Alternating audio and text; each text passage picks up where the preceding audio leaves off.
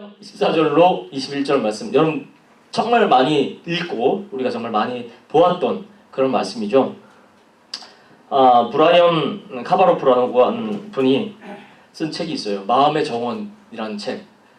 뭐 읽어보신 분도 있을 것 같은데, 자, 마음은 마치 정원과 같다. 정원.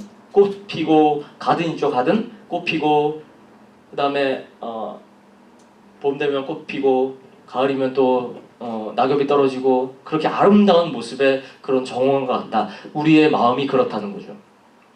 자, 근데 거기에는 아름다운 꽃만 피는 것이 아니라 잡초도 피어요. 잡초도. 그렇죠? 잡초도 나기도 하고 또 좋은 곡식이 자라기도 하는 그런 정원. 자, 그런데 이 잡초라는 것들은요, 심지도 않았는데 막 자라요. 심지도 않았는데. 우리 교회 앞에 정원도, 교회 앞에 그 바닥도 다 죽였어요. 잡초를 다 죽였는데 어제 보니까 또, 야, 참 세더라고요. 파릇파릇 다 파래져서 다 올라와 있는데, 오늘 아마 또 죽이면 다음 주, 그 다음 주 또 파랗게 올라와 있을 거예요. 죽이면 죽일수록 더 자라고 더 파릇파릇해지는 것이 잡초예요. 자, 그런데 좋은 곡식은 아무리 좋은 종자를 심어도 잘 자라지 않아요. 그리고 잡초와 곡식이 함께 있으면 어느 사이인가 잡초가 막 무성해져서 이 곡식이 시들어져 버리고 마는 그런 모습으로 만들어져 갑니다. 자, 그렇기 때문에 잡초를 제거하는 것이 그 가든을 가꾼다는 거예요. 그렇죠? 잡초를 자꾸 뽑아주는 것이 그 나머지를 살리기 위한 그 작업이에요. 그래서 그걸 가꾼다고 합니다. 부지런히 잡초를 제거해 주어야 그 땅에서 오는 좋은 기운을 받아서 영양을, 그 좋은 꽃들과 아름다운 그 곡식들이 잘 자랄 수가 있다는 것입니다. 자, 여러분, 여기서 우리의 마음의 정원을 한번 봐야 될 것 같아요. 우리의 속사람의 정원. 알게 모르게 못된 생각은 막 속에서 자라고 있어요. 무성하긴 막 자랍니다. 별 노력하는 것 없이도 나쁜 생각은 잘 자라요. 그런데 좋은 생각과 착한 마음은 애써서 막 그냥 보존하려고 애써도 어느 사이인가 그만 시들어져 버리고 마는 그런 느낌. 나도 모르게. 그렇죠? 우리도 몰라요. 근데 어느 마음인가 그냥 나쁜 생각이 또 들고, 그래서 때로는 자기 자신에게 불끈 화를 내기도 하고 깜짝 놀라기도 하고, 어머, 내가 이런 사람이었나 라는 생각도 하게 됩니다. 저희 바로 앞문이, 집 앞문이 바로 라운드리예요. 그래서 그 1층 사람도 오고 그 옆에 동네 사람도 오고, 물론 3층에도 라운드리가 있고 2층에도 있고 그 옆 동네도 옆 그 건물에도 1층에 2층에도 있고 3층에도 있고 다 라운드리가 다 있는데, 빨래를 하러 와서는 문을 열고 가요. 그냥. 그러면 바로 우리 집 앞이기 때문에 라운드리, 이 빨래하는 그 소리가 여러분 아시죠? 말 안 해도 아실 거예요. 거기에 동전 하나 빠졌다. 그러면 따가따가따가따가 엄청나요. 소리도 엄청나고 막 그냥. 그래서 그것 때문에 우리 강아지가 막 짖기도 하고 사람이 지나가면 짖기도 하고 막 그런데 물론 우리도 뭐 강아지 때문에 소음이 내기도 해요. 그러나 문만 닫으면 소리 안 나거든요. 그래서 어느 날은 제 마음속에, 아유, 저걸 빨래 저거 넣었다가 그냥 가면 내가 저 문을 열어놓으면 작동도 안 되고 조용하겠다. 그런 생각을 하게 되더라고요. 내 마음이. 그래서 아이고, 이런, 또 뒤돌아서 아이고, 그러면 안 되지. 저 사람 내가 배려해야 될 사람인데 그냥 내가 조용히 가서 문 닫고 오면 될 걸. 그러고 맙니다. 그러니까 그런 그런 마음들, 어느 순간에 막 그 나쁜 마음, 못된 마음, 인간이기 때문에 그런 마음이 들 때도 있어요. 자, 오늘 이 본문에서 주의해 볼 이 단어는 속사람이 강해져야 된다는 것입니다. 속사람이 강해져야 된다. 속사람. 자, 성경이 말하는 이 속사람, 겉사람과 속사람, 이 두 가지의 사람이 있다라고 성경은 얘기해요. 속사람, 겉사람. 겉사람은 어떻게 보면 여러분 물에 떠 있는 그런 빙산과 같다고요. 빙산. 빙산 아시죠? 그 빙산은 정말 10%만 떠 있는 그런 모습이고 그 밑에 90%가 잠겨 있는 그 거대한 그 딱딱한 그런 바위 같은 그런 모습, 얼음 덩어리. 자, 그래서 물에 잠겨 있는 90%나 되는 얼음 덩어리이기 때문에 빙산과 배가 충돌하게 되면 어떻게 돼요? 파산하게 된다는 거예요. 파산하게 된다. 최고의 그 여객선이었던 이 타이타닉, 여러분 거 아시죠? 그 타이타닉호를 운전했던 화려한 경력의 소유자였던 스미스 선장이 빙산의 경고를 무시하고 달렸다가 파선의 비극을 맞이했다라는 것이죠. 유명한 정치인들, 또 경제, 문학, 예술, 종교 여러 사람들 또한 보이는 겉사람을 보고 우러러보지만 그 속사람 밑에 있는 그 모든 것들을 우리가 보지 못합니다. 그래서 와, 저렇게 높으신, 저렇게 귀한, 저렇게 훌륭한 사람이 저런 짓을 했구나. 그런 것들이 속사람의 부패 때문에 그렇다는 거죠. 자, 본문에서 우리가 속사람이 강건해져야 된다는 말씀을 하고 있는데 현대는 정말 속사람보다는 겉사람을 강조하는 그런 시대가 되고 있어요. 겉사람을 치장하는 얘기는 우리가 설명 안 해도 다 아시죠. 자, 속사람이 강건하기 위해서 오늘 본문에서는 세 가지 기도 제목을 제시하고 있습니다. 첫째는 16절을 보니까 능력을 위한 기도, 또 17절 믿음을 위한 기도, 18절, 19절, 20절, 19절까지 사랑을 위한 기도, 이 세 가지 기도. 능력을 위한, 믿음을 위한, 사랑을 위한 기도가 오늘 기도의 세 가지로 말씀하고 있다는 것입니다. 자, 그럼 하나씩 살펴보도록 합니다. 첫 번째 능력을 위한 기도. 16절을 보니까 너희 속사람을 능력으로 강건하게 하시며, 너희 속사람을 능력으로 강건하게 하시며 라는 말씀을 하고 있습니다. 여러분, 이 세상은 정말 호락호락한 게 아니에요. 지난 주간 저는 그 휴가를 아주 좋은 하나님의 만드신 자연 속에서 잘 보내고 왔습니다. 여러분 덕택에 훌륭하게 또 좋은 자연 속에서 정말 좋은 것 많이 보고 또 그렇게 많이 느끼고 또 하나님과 함께하는 그런 귀한 시간을 지내고 왔는데 딱 집에 왔어요. 정말 세상은 호락호락하지 않더라고요. 지난 주간 몇 가지 있었지만 이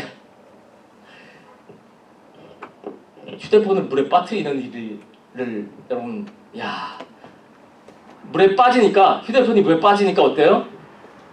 작동이 돼요, 안 돼요? 안 돼요. 죽었어요. 아니, 매번 그렇게 잘 쓰고 잘 했는데 이제 물에 빠졌어요. 줄이 그냥 쫙 간 거예요, 줄이. 휴대폰에. 그래가지고선 어떻게 해요? 할 수 없이 뭐 가야 될까 말아야 될까 하다가 뜨거운 그냥 뜨거운 데다 그냥 넣었어요.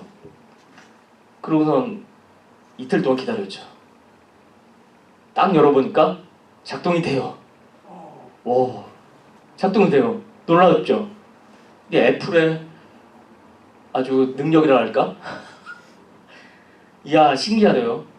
근데 하나 버튼이 작동이 안 돼. 근데 그것 또한 반전이 있더라고요. 그 애플 안에 그 홈 버튼이 따로 나오게끔 내장되어 있는 그것이 있어요. 그걸 또 찾아가지고 그걸 또 하니까 작동이 되더라고요. 이야. 그래서 애플을 사랑하게 됐습니다. 자, 세상은 참 호락호락한 게 아니에요. 또 한 가지가 있었어요. 늘 차를 세우던 곳에 우리는 이제 큰 대로 옆에 있기 때문에 목요일 날은 이쪽을 청소를 해요, 아침에. 또 금요일 날은 반대쪽을 청소를 해요. 그래서 목요일 날 세워둔 차를 목요일 날 청소할 때는 금요일 날 파킹하는 장소에 세워둬요. 그런데 지난주까지 그렇게 잘했어요. 그렇게 했거든요. 지난주까지 여러 번. 근데 갑자기 이번 주에 세워뒀는데 티켓이 앞에 딱 붙어있는 거야. 티켓이. 이야. 그리고 딱 보니까 노 파킹. 애니타임 노 파킹. 아니 분명히 금요일날 10시부터 1시까지만 안 되는 그런 편말을 보고 그동안 계속 세워뒀는데 그걸 얘들이 바꿔쳤나 봐요. 아, 막 아시죠? 그 열과 불. 이 세상은 참 호락호락한 게 아닙니다. 자, 사단은 정말 할 수만 있다면 택한 자라도 막 넘어뜨리기 위해서 우는 사자처럼 삼킬자를 찾고 두루 다니는 그런 모습으로 이 사자는 그렇게 다닙니다. 은혜의 마음으로 왔는데 은혜를 빼앗으려고 우리에게 그런 그 상황을 그렇게 했나 봐요. 자, 여러분 어떤 어려움이 있습니까? 어떠한 그 환란이 있습니까? 그 환경을 바꿔달라고 기도하지 마십시다. 그것을 감당할 수 있는 그런 능력을 달라고 우리는 기도해야 될 줄 믿습니다. 능력을 달라고 기도해야 된다는 거죠. 자, 그럼 우리 속사람이 어떻게 능력으로 강건해질 수 있을까? 자, 그 말씀이 16절 앞부분을 보니까 그 영광의 풍성을 따라서 강건해진다라는 거죠. 영광의 풍성함을 따라서 강건해진다. 이 말씀은 바로 영광의 하나님께서 우리 속사람의 능력으로 강건해질 수 있다는 것입니다. 속사람을 능력으로 강건케 해줄 수 있다는 그 말씀입니다. 모세는 출애굽기 33장 18절에 이런 기도를 했습니다. 모세가 가로되 원컨대 주의 영광을 내게 보이소서. 모세가 한 기도예요. 주님의 영광을 내게 보이소서라는 기도를 했다는 거죠. 모세의 기도를 들으신 하나님께서 어떻게 했습니까? 그 주님의 영광을 모세에게 보여주셨다는 거죠. 모세가 40년 동안 광야 생활하면서 지치지 않고 자신을 지탱할 수 있었던 것, 바로 하나님의 영광을 봤기 때문에, 경험했기 때문에 그렇게 지탱할 수 있었다는 것입니다. 우리 주님도 3명의 제자 베드로, 야고보, 요한을 데리고 산에 올라가셨어요. 기도하실 때 그의 모습이 영광스럽게 변화되었습니다. 베드로, 야고보, 요한에게 그 영광을 목격하게 했다는 거죠. 왜 그렇게 하셨을까요? 베드로, 야고보, 요한은 정말 그들이 감당해야 할 중차대한 사명이 있었기 때문에 그 영광을 보여주셨다는 거죠. 변화산의 영광을 체험한 그들은 다른 제자들과 분명히 달랐어요. 그들은 핍박을 받고 고통을 당하면서도 그 고통을 이길 수 있었던 것, 주님의 영광을 체험했기 때문에 그렇게 확실하게 은혜롭게 나아갔다는 거죠. 여러분, 이가봇의 비극, 이가봇, 영광을 떠났다라는 말이죠. 이가봇. 그때가 언제입니까? 엘리 제사장 시대였어요. 홈니와 비느하스, 그 아들들의 그 모습 때문에 하나님의 영광이 떠났습니다. 이스라엘 멸망을 당할 때였습니다. 우리가 죄악 가운데나 우리가 어두움에 살 때 하나님의 영광이 떠난다는 거죠. 말씀의 풍성함이 살 때, 또 순종하며 살 때 영광의 풍성함을 체험하게 되고 따라서 속사람은 더욱 강건해진다는 거죠. 우리의 겉은 날마다 부패해져요. 어제 토요일 새벽에 아침에 말씀은 바로 다윗이 나이 들어 마지막 때를 보내는 그런 상황이었어요. 몸은 점점 쇠약해졌습니다. 그러나 그 몸 속에 속사람은 날로 하나님의 영광을 드러내는, 또 그 영광의 빛을 나타내는 그런 다윗이 되었다는 거죠. 나이 들어서 죽게 되었지만 하나님의 영광을 봤다는 거죠.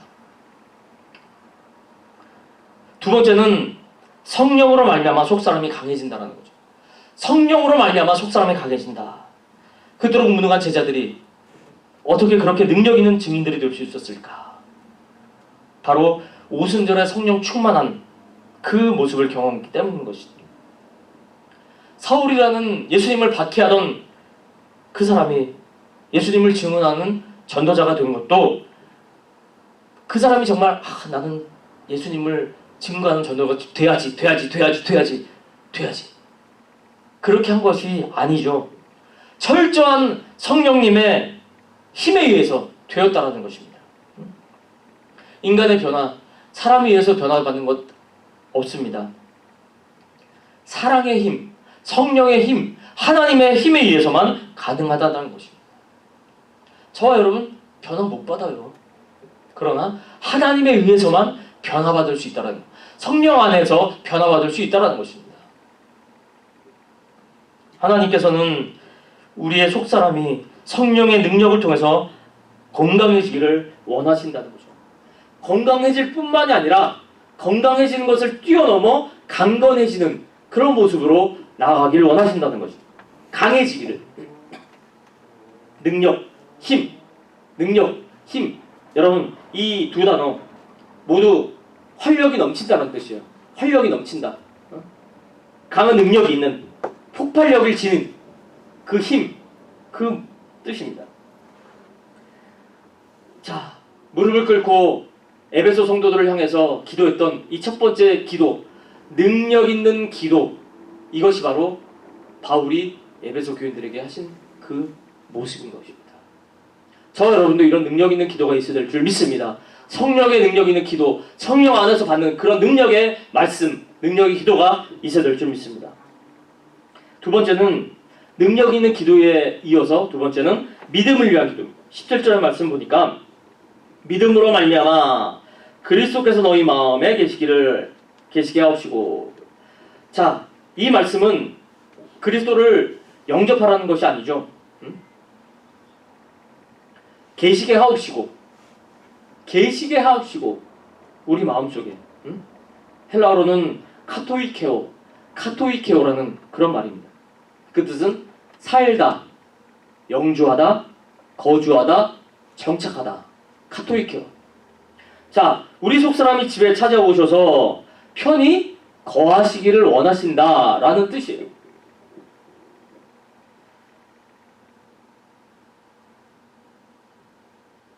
로버트 멍거라는 사람이 쓴 유명한 그런 책이 있습니다. 아주 조그만 책인데 내 마음은 그리스도의 집이라는 책이죠. 자, 이 책에는 그리스도인의 삶을 하나님의 집으로 그렸다는 것입니다.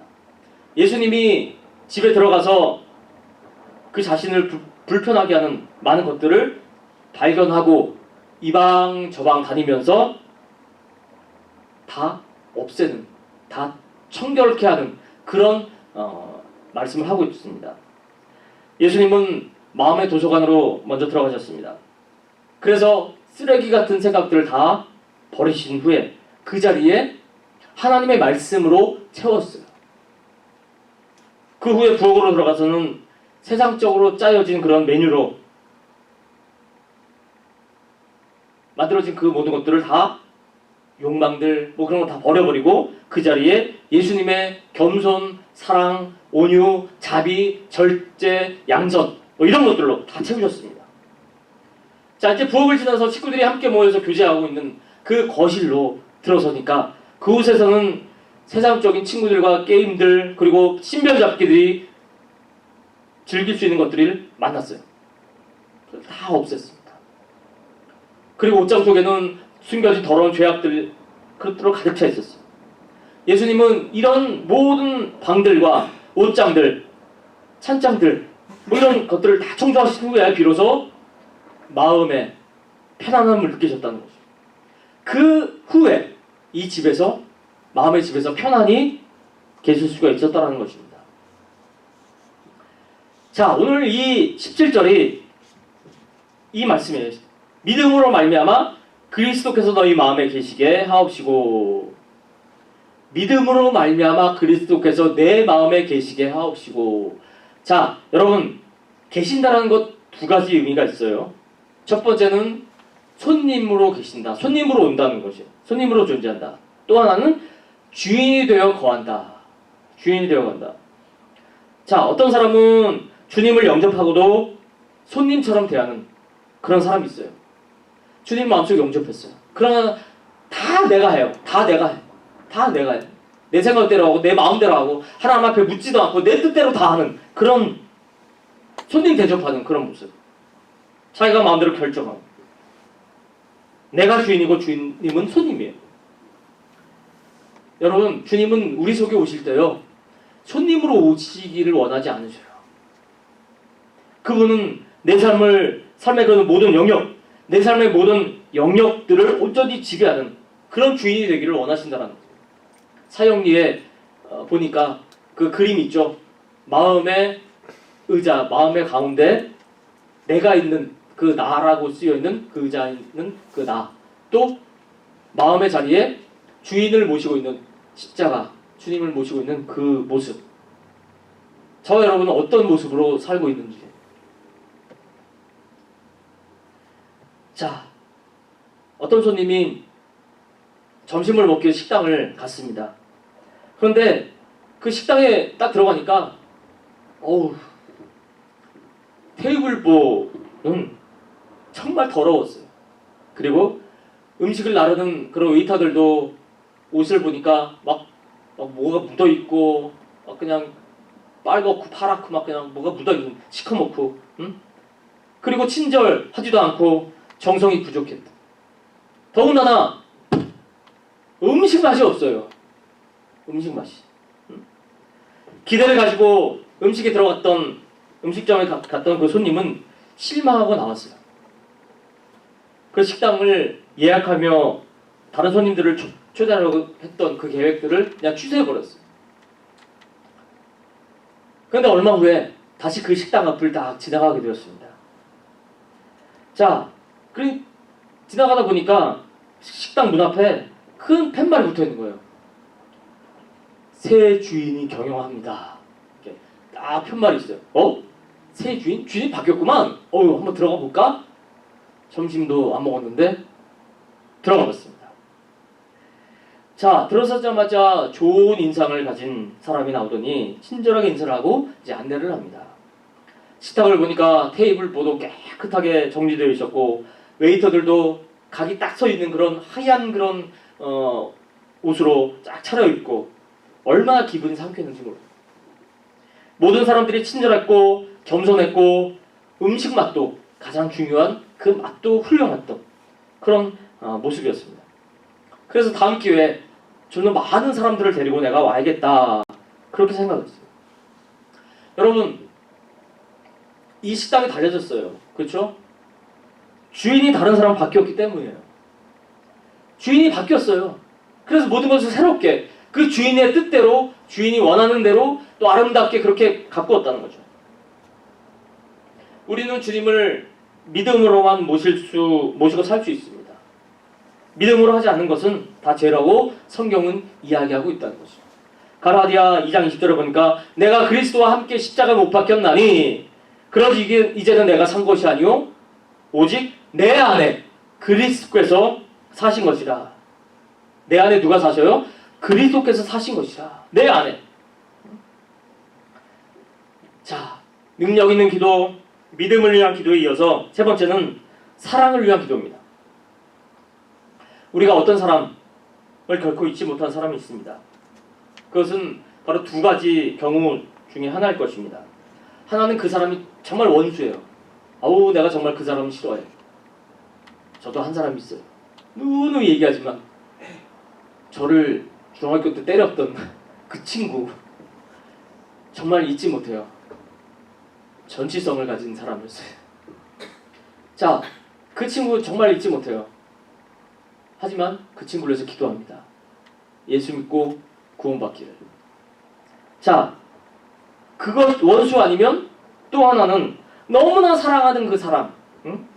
두 가지 중에 하나일 거죠. 원수도 잃을 수 없고 원수 같은 이가 있으면 그 사람 생각에서 자유할 수가 없습니다. 나에게 상처 준 사람, 내 마음에서 떠나지 않는 내 마음에서 잊고 싶어도 자꾸만 더 새겨져요. 또 한 경우는 또 진정한 사랑하던 사랑하는 이의 환상에서 자유할 수가 없죠. 사랑하는 그 사람이 내 마음속에서 늘 떠나지 않는 그런 모습들. 걸어가도 그렇고 차를 타도 가도 그렇고 공부를 해도 그렇고 먹어도 그렇고 잠을 자도 그렇고 꿈에 나타나기도 합니다. 자, 누구를 사랑하든 무엇을 사랑하든 사랑을 하게 되면 그 사랑하는 그것이 내 마음을 지배하고 내 마음을 다스리게 되는 거죠. 사랑하면 할수록 내 삶의 가장 중요한 부분이 되는 거죠. 그래서 오늘 본문에는 바울은 그런 뜻으로 이야기하고 있는 것입니다. 나는 여러분들이 그리스도의 사랑을 알게 되기를 바랍니다. 여러분, 그리스도의 사랑 안에서 있기를 바라는 그런 기도를 한다는 거죠. 그리고 그리스도가 여러분의 모든 사고와 존재와 영역을 다 지배하기를, 또 그 모든 것들을 여러분의 주인이 되시기를 원한다라고 기도하고 있는 거죠. 그러기 위해서 그리스도의 사랑의 넓이를, 길이를, 높이를, 깊이를 알았으면 좋겠다라고 성경은, 바울은 이야기하고 있다는 거죠. 그러면 오늘 마지막으로 이 사랑의 넓이가 무엇이고 사랑의 깊이와 높이는 무엇인가? 자, 한 신학자는 말을 합니다. 이 모든 것들은 십자가로 설명될 수 있다. 십자가야말로 사랑의 그 넓이, 길이, 사랑의 깊이, 높이를 우리에게 분명히 보여준다라고 말씀을 하고 있습니다. 이 네 가지의 차원을 한번 생각해 보도록 하겠습니다. 첫째는 그리스도의 사랑의 넓이입니다. 사랑의 넓이. 주님의 사랑은 얼마나 넓을까요, 여러분? 그리스도는 모든 사람을 위해서 돌아가셨어요. 그분이 사랑할 수 없는 사람은 아무도 없습니다. 모든 사람을 다 사랑하십니다. 하나님이 세상을 이처럼 사랑하사, 하나님이 세상을 이처럼 사랑하사, 넓은 그 사랑. 유대인들은 하나님이 자기들만 사랑한다고 생각을 했습니다. 바울도 유대인이었죠. 그런데 바울이 성경을 읽다가 깜짝 놀란 사실이 바로 하나님은 이방인들도 사랑한다는 것이죠. 이방인까지 품으셨다는 하나님, 그 넓은 하나님의 사랑. 그러므로 너희는 가서 모두 족속으로 제사를 삼아 아버지와 아들과 성령의 이름으로 세를 주고 내가 너에게 분부한 모든 것으로 가르치고 지키게 하라. 모든 족속을, 모든 인종과 문화와 상을 뛰어넘는 넓은 주님의 사랑, 그 사랑의 넓이를 우리가 한번 생각해야 될 것 같습니다. 그 넓은 사랑. 둘째는 그리스도의 사랑의 길이. 그리스도는 영원히 사랑하겠다고 선언을 합니다. 그분은 우리를 사랑하시되 언제까지요? 끝까지, 영원까지 사랑하신다. 사랑의 영원함, 사랑의 그 영원하심. 다윗이 쓴 이 시편에 보니까 가장 많이 등장하는 단어가 주의 영원하심, 주의 영원. 시편에 보니까 112번이나 그렇게 나오고 있어요. 영원하심을 찬양하라. 그 인자하심이 영원하고 그 성실하심이 대대에 미치도다. 여호와께 감사라. 그 선하시며 그 인자하심이 영원함이로다. 영원하심을 찬양하라. 영원부터 영원까지 주님의 사랑은 끝이 없는 그런 사랑인다는 거죠. 여러분, 그런 사랑을 받고 있어요. 그런 사랑으로 나아간다는 거죠. 셋째는 깊이입니다. 그리스도의 사랑의 깊이. 주님의 사랑은 얼마나 깊을까? 우리의 죄를 짊어지고 십자가에 죽으셨습니다. 뿐만 아니라 내가 받아야 될 그 하나님의 진노와 저주를 담당하고 지옥까지 내려갔다는 거죠. 우리말 그 사도행전에 보면 번역할 때 이 생략된 게 있죠. 본디오 빌라디오 고난을 받으사 십자가에 못 박히고 장사 당하신 후에 지옥으로 내려갔더라. 이 부분이 빠졌어요. 자, 바로 그리스도는 우리의 허물과 죄를 담당하고 지옥에 내려가셨다는 거죠. 저 죄악의 깊은 심연 속. 그리고 지옥의 저주를 받아 마땅한 나를 위해서, 죽어야 마땅한 나를 위해서 음부에까지 내려가셔서 우리를 끌어올리신 그 사랑의 깊이, 그 사랑의 은혜를 우리가 깨달아야 된다는 거죠. 넷째는 그리스도의 사랑의 높이입니다. 에베소서 2장 6절에 보니까 그리스도는 우리를 구원하신 다음에 우리를 하늘의 보좌에 함께 앉도록 하셨다.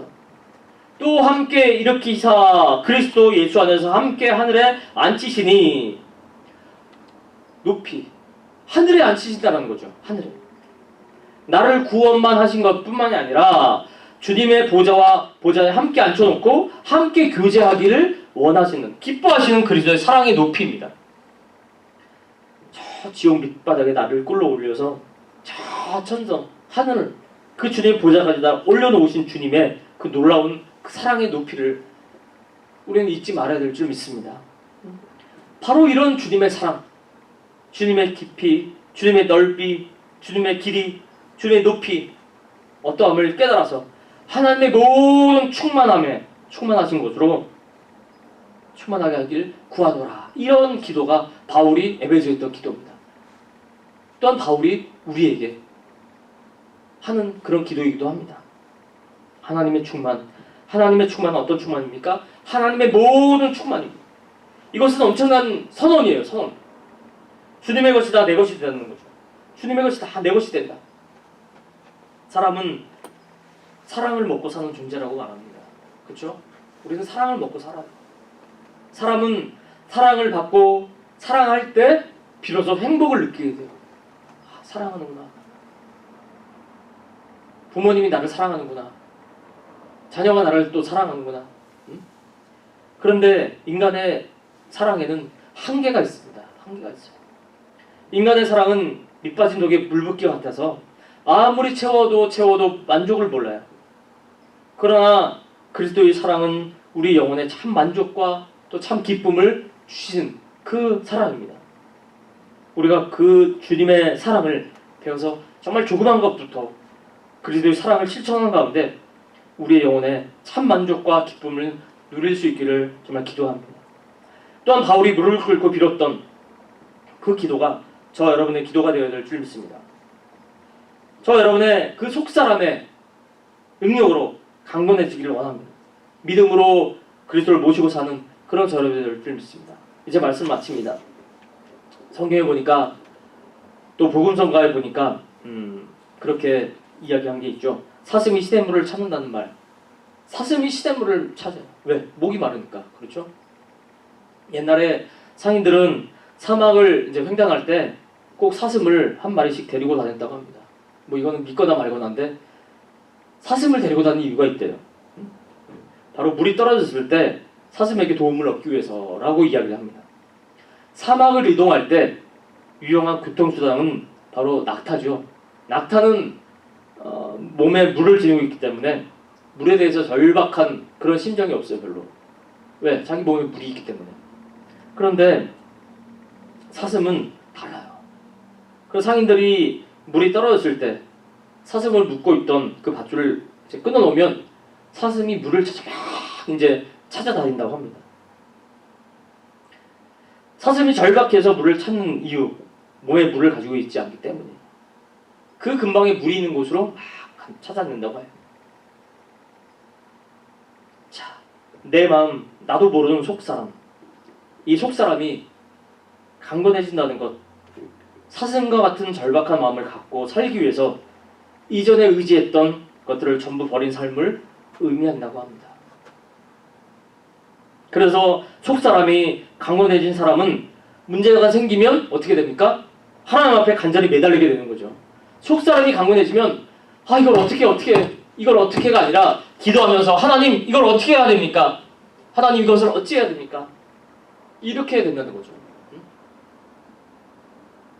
길을 잃어버렸어요?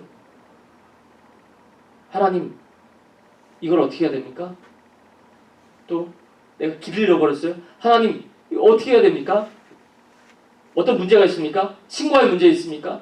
어떤 문제들이 있습니까? 경제적인 문제 있습니까? 하나님 어떻게 해야 됩니까? 하나님을 먼저 찾는 이 습성, 이 모습, 이것이 바로 속사람이 강해진다는 거죠. 하나님 어떻게 해야 됩니까? 이런 삶을 살 때 우리는 예수님을 더욱 의지하게 된다는 거죠. 모든 것을 하나님의 사랑에 기초해서 보게 된다는 거죠. 하나님의 사랑을 삶 속에서 지속적으로 또 경험하게 된다는 거죠. 경험하되 그 넓이와 길이와 높이와 깊이를 깨달은 그 모습도 깨달는다는 거죠. 그래서 하나님의 충만한 것으로, 하나님의 충만한 것, 바로 모든 충만한 것으로 채워지는 그런 저와 여러분의 삶이 되시기를 간절히 바랍니다. 기도하겠습니다.